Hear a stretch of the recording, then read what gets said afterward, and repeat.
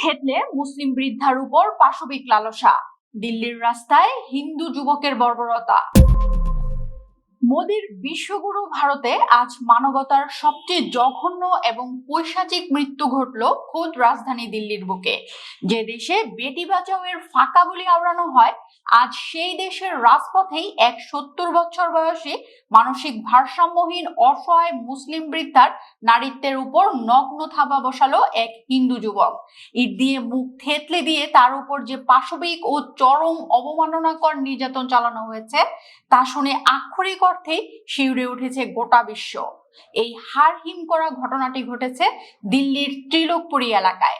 গত শুক্রবার ভোররাতে এক অসহায় ভিক্ষাবৃত্তি করে বেঁচে থাকা মানসিক ভারসাম্যহীন মুসলিম বৃদ্ধাকে রাস্তায় একা পেয়ে তার উপর ক্ষুধার্ত হায়নার মতন ঝাঁপিয়ে পড়ে বিষ্ণু ওরফে ভিকি নামের এক হিন্দু যুবক।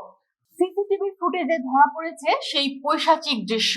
নরপশু বিষ্ণু প্রথমে ওই অসহায় বৃদ্ধার মুখ ও শরীরে ইট দিয়ে নির্মমভাবে আঘাত করে। এরপর তাকে রক্তাক্ত ও অর্ধমৃত অবস্থায় ফেলে রেখে তার উপর নিজের পাশবিক লালসা চরিতার্থ করার চূড়ান্ত অপচেষ্টা চালায়।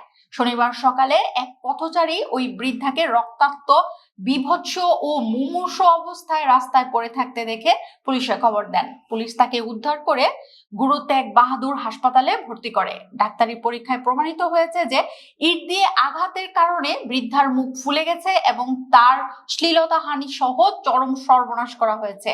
রাজধানীর বুকে এক অসহায় মুসলিম বৃদ্ধার সাথে এমন মধ্যযুগীয় বর্বরতার খবর ছড়িয়ে পড়তেই স্থানীয়দের মাঝে তীব্র ক্ষোভ ও চরম উত্তেজনা বিরাজ করছে।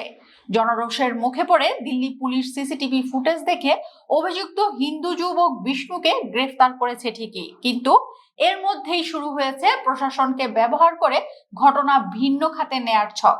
পুলিশ তড়িঘড়ি করে দাবি করছে ঘটনার সময় নাকি ওই যুবক নেশাগ্রস্ত ছিল। মানবাধিকার কর্মীরা বলছেন নেশার এই খোড়া অজুহাত দিয়ে মূলত মোদির দেশে ঘটা এই জঘন্য ঘৃণাজনিত অপরাধ ও পৈশাচিকতাকে লঘু করে দেখানোর এক নোংরা চেষ্টা চলছে। আজ বিশ্ববাসী পরিষ্কার দেখছে মোদির ভারতে একজন 70 বছরের অসহায় মুসলিম বৃদ্ধাও রাস্তায় নিরাপদ নয়। যেখানে হিন্দুত্ববাদীদের হাতে মুসলিমদের জীবন ও সম্মান প্রতিনিয়ত ভুলুণ্ঠিত হচ্ছে, সেখানে ভারতের তথাকথিত গণতন্ত্র আজ স্রেফ ডাস্টবিনে নিক্ষিপ্ত এক মৃত লাশ।